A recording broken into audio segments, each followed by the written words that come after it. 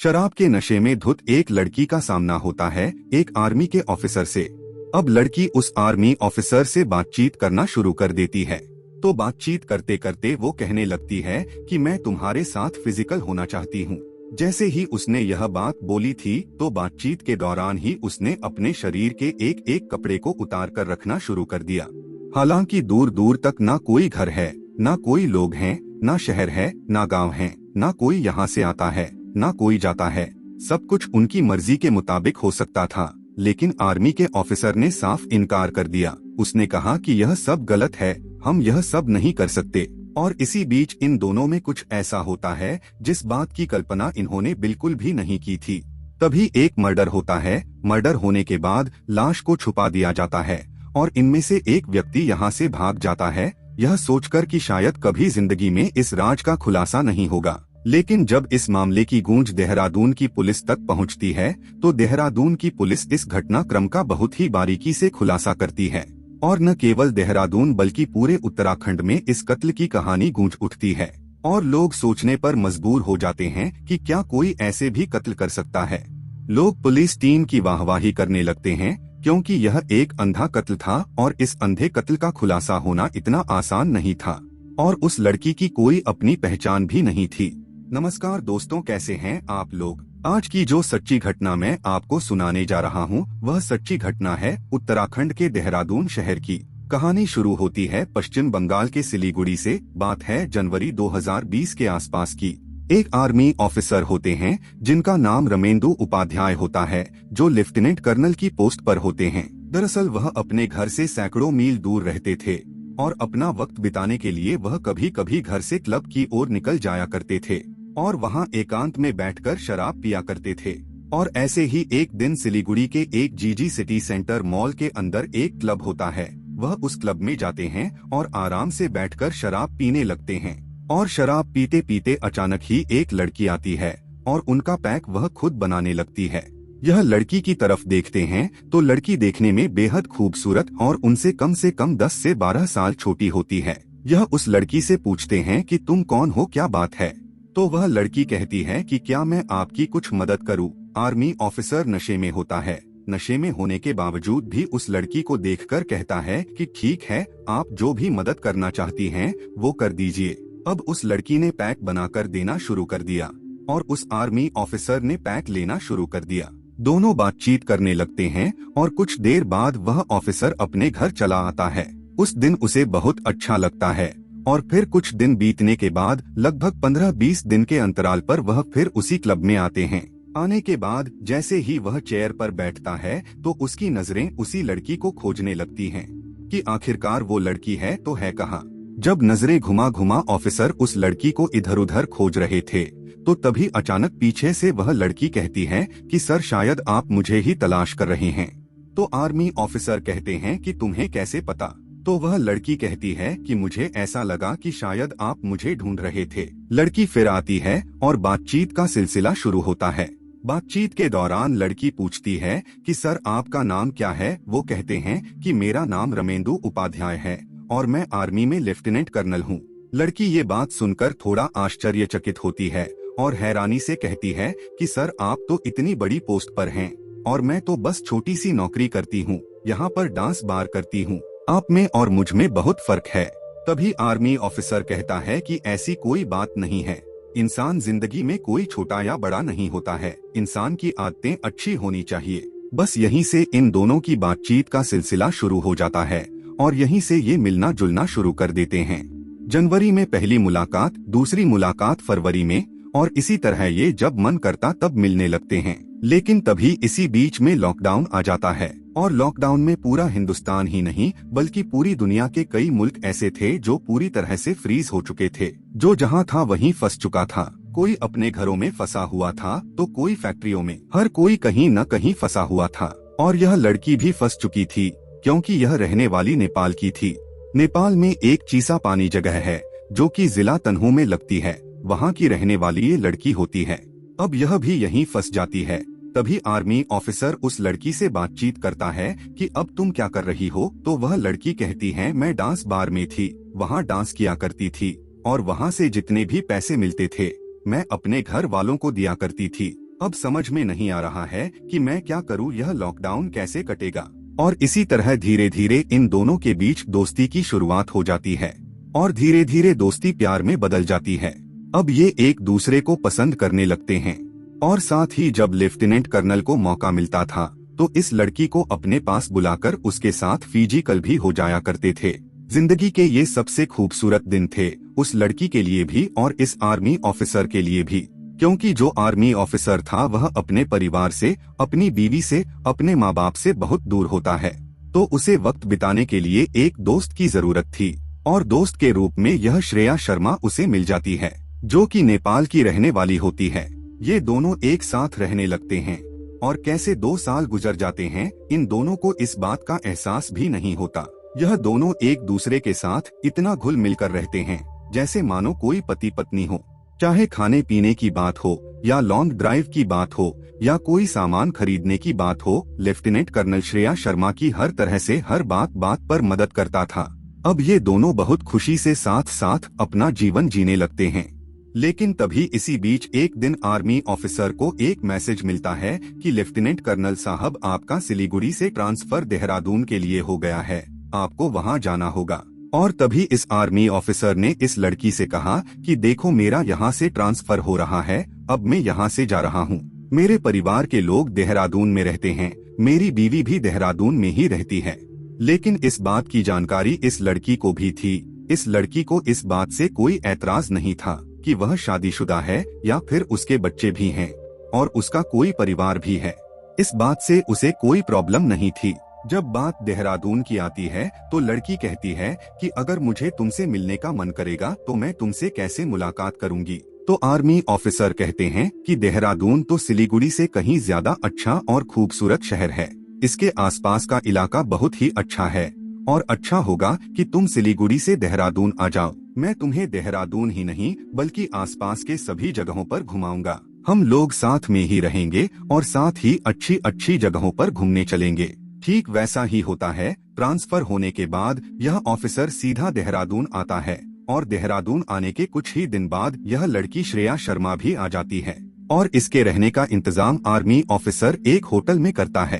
अब दोनों साथ साथ रहते हैं और साथ साथ रहने के साथ ही जब आर्मी ऑफिसर को मौका मिलता तो वह अपने घर चला जाया करता था और घर से आने के बाद जब मौका मिलता तो फिर यह उस लड़की के साथ होटल में वक्त बिताया करता था। लड़की देहरादून में कुछ वक्त रुकती है और उसके बाद फिर से सिलीगुड़ी चली जाती है। कुछ दिनों बाद लेफ्टिनेंट कर्नल, जिसका नाम रमेंदु उपाध्याय होता है, इसको फिर से उस लड़की की याद सताने लगती है। फिर से यह उस लड़की से बात करता है और कहता है कि श्रेया, अगर तुम्हारे पास टाइम हो तो तुम देहरादून आ जाओ। लड़की फिर से देहरादून आती है और धीरे धीरे ऐसे करते करते इनको लगभग 2.5 साल के आसपास वक्त बीत जाता है और यह इनके लिए बहुत ही खूबसूरत वक्त होता है। जैसा कि देहरादून में इस ऑफिसर का परिवार रहता था, जो कि प्रेमनगर एक जगह देहरादून के अंदर ही है, वहीं पर पंडित वाड़ी में उसकी पत्नी रहती थी। तो आर्मी ऑफिसर का वक्त अपने घर पर भी गुजरता था। धीरे धीरे उसकी पत्नी उसकी दिनचर्या का ख्याल रखने लगती है कि कब ऑफिस जाते हैं, कब ऑफिस से आते हैं। और इसी बीच इसकी बीवी को यह भी पता चलता है कि ऑफिस के अलावा कहीं और भी यह जाने लगे हैं, तो इसे अपने पति पर शक होने लगता है। इधर वह लड़की सिलीगुड़ी जा चुकी थी और सिलीगुड़ी से वापस आने के बाद फिर होटल में रहने लगती है। लेकिन यहाँ पर उस लड़की को खाना पीना बनाना बिल्कुल भी नहीं आता था, तो अब उसके लिए खाने पीने का इंतजाम यह आर्मी ऑफिसर किया करता था। सब कुछ ठीक चल रहा था, लेकिन एक दिन शक करते करते आर्मी ऑफिसर की पत्नी उसका पीछा करती है और जाकर देखती है कि उसका पति एक होटल के अंदर एक लड़की के साथ है, तो उसे बहुत बुरा लगता है। इसी बात को देखते हुए पत्नी और उस लड़की में कहासुनी हो जाती है और कहासुनी कुछ ज्यादा ही बढ़ जाती है। तब आर्मी ऑफिसर उन दोनों को समझा बुझाकर शांत करता है और पत्नी अपने घर चली जाती है और वह लड़की भी होटल में चली जाती है। उसके बाद आर्मी ऑफिसर लड़की को रहने के लिए एक फ्लैट भी लेता है, लेकिन बीवी को इस बात पर बहुत ज्यादा गुस्सा आता है कि ये मुझे छोड़कर एक पराई लड़की के साथ कैसे रह सकते हैं, जिसकी उम्र भी इनसे कहीं ज्यादा कम है। इन सब को समझा बुझाकर आर्मी ऑफिसर सब कुछ सही करने की कोशिश कर रहा था, लेकिन मामला सुलझने की बजाय और बिगड़ जाता है और अब उसकी बीवी उस फ्लैट में पहुंचती है जहाँ पर उसके पति की प्रेमिका होती है, तो यहाँ पर उन दोनों महिलाओं में बहुत ज्यादा कहासुनी होती है। अब यह आर्मी ऑफिसर सोचने लगता है कि इस लड़की से कैसे पीछा छुड़ाया जाए, क्योंकि बीवी के साथ ज्यादा कहासुनी हो गई थी। तब उसे एहसास हुआ था कि शायद उसने एक ऐसे रिश्ते को जन्म दे दिया है जिस रिश्ते को शायद उसे जन्म नहीं देना चाहिए था। इसलिए 9 सितंबर 2023 को राजपुर रोड पर एक क्लब होता है, जहां वह अपनी प्रेमिका को लेकर जाता है और उसके साथ बैठकर शराब पीने के लिए मंगाता है और खुद कम पीता है, लेकिन अपनी प्रेमिका को ज्यादा शराब पिलाता है। और ज्यादा शराब पिलाने के बाद प्रेमिका से कहता है कि तुम जितनी पी सकती हो उतने पियो, क्योंकि मैं तुम्हें पाकर बहुत ही खुश हूँ। अब यहाँ से यह दोनों गाड़ी में बैठते हैं और गाड़ी में बैठने के बाद सीधा ये ISBT घंटाघर बल्लू डोईवाला जो जगह है, वहाँ से ये महाराणा प्रताप की तरफ जाते हैं और महाराणा प्रताप रोड चौक की तरफ से थानो रोड की तरफ जाते हैं और थानो रोड से आगे चलते ही जंगल की तरफ आते हैं। और जैसे ही वहां पहुंचते हैं तो आर्मी ऑफिसर गाड़ी वहीं रोक देता है और दोनों आपस में बातचीत करने लगते हैं। बातचीत के दौरान ही लड़की कहती है, मैं तुम्हारे साथ इसी जंगल में फिजिकल होना चाहती हूँ, तुम्हारे साथ संबंध बनाना चाहती हूँ। जब यह बात आर्मी ऑफिसर सुनता है तो वह कहता कि यह सब करना ठीक नहीं है, यह मत करो, क्योंकि उस आर्मी ऑफिसर के दिमाग में तो कुछ और ही चल रहा होता है। लेकिन लड़की उसकी बात नहीं मानती और एक एक कर अपने कपड़े उतारना शुरू कर देती है।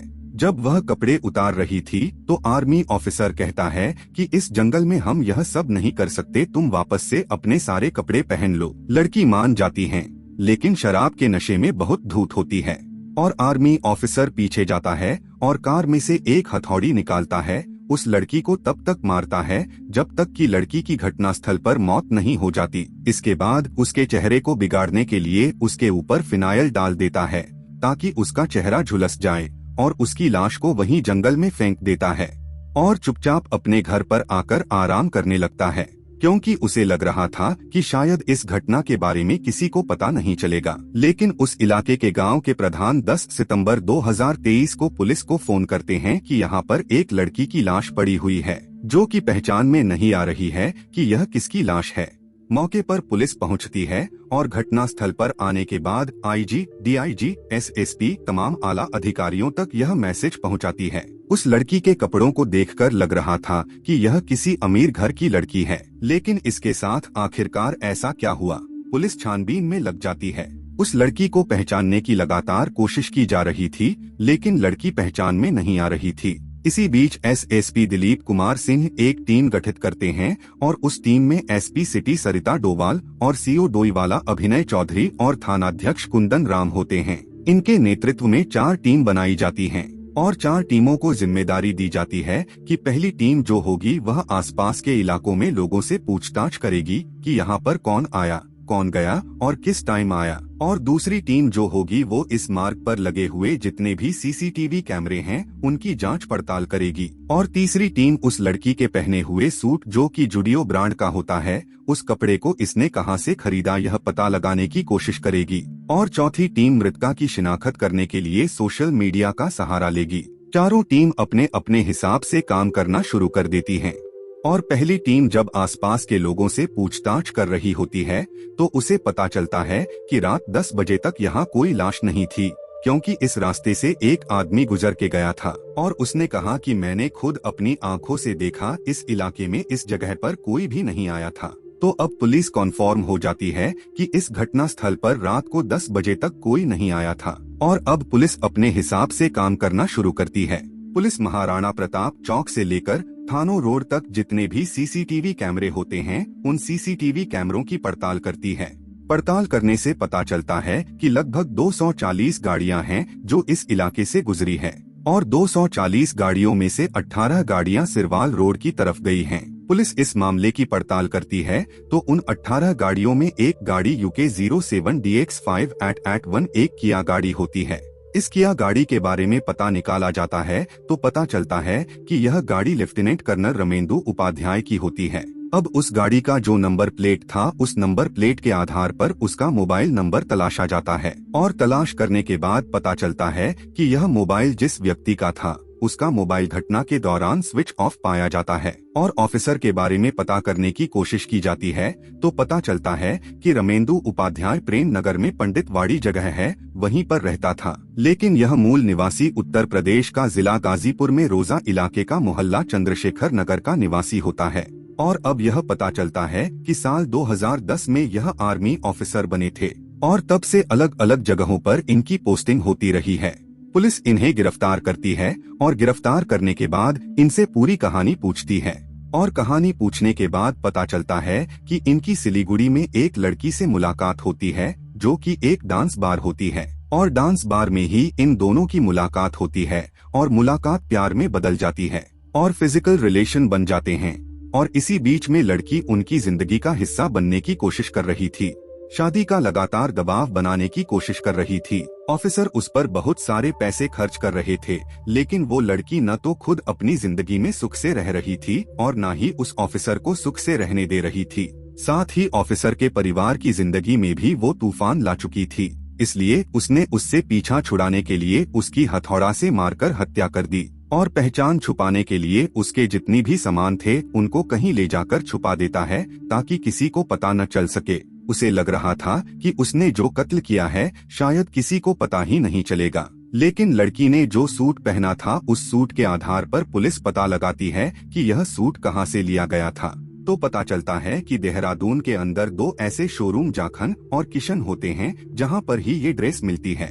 पुलिस जब उस शोरूम पर जाती है तब पता चलता है कि इनमें 8 ड्रेस बेची गई हैं और उन 8 ड्रेस में से एक ड्रेस ये लड़की भी लेकर आती है और वहां से इस लड़की का फोटोग्राफ सामने आता है और वहीं से ये आर्मी ऑफिसर भी सामने आता है और साथ ही उस गाड़ी का नंबर प्लेट भी सीसीटीवी कैमरे में कैद हो जाती है, जिससे कि इस आर्मी ऑफिसर का नाम सामने आता है और यह पता चलता है कि कितने खतरनाक तरीके से उसने इस घटनाक्रम को अंजाम दिया है। आर्मी ऑफिसर सोच तो यह रहा था कि शायद इस घटनाक्रम का कभी खुलासा नहीं हो सकता है, लेकिन कहते हैं ना कि क्राइम को कितना भी शातिर तरीके से क्यों न कर लिया जाए, क्राइम कभी छिपता नहीं है और इस कहानी में भी ऐसा ही कुछ होता है। फिलहाल ऑफिसर सलाखों के पीछे है, लेकिन इस घटनाक्रम का जो खुलासा करने वाले ऑफिसर होते हैं एसपी सिटी सरिता डोवाल और साथ ही सीओ डोईवाला अभिनव चौधरी और थानाध्यक्ष कुंदन राम, इनकी पूरे उत्तराखंड में तारीफ हो रही है और वाकई उन्होंने तारीफ का काम किया है।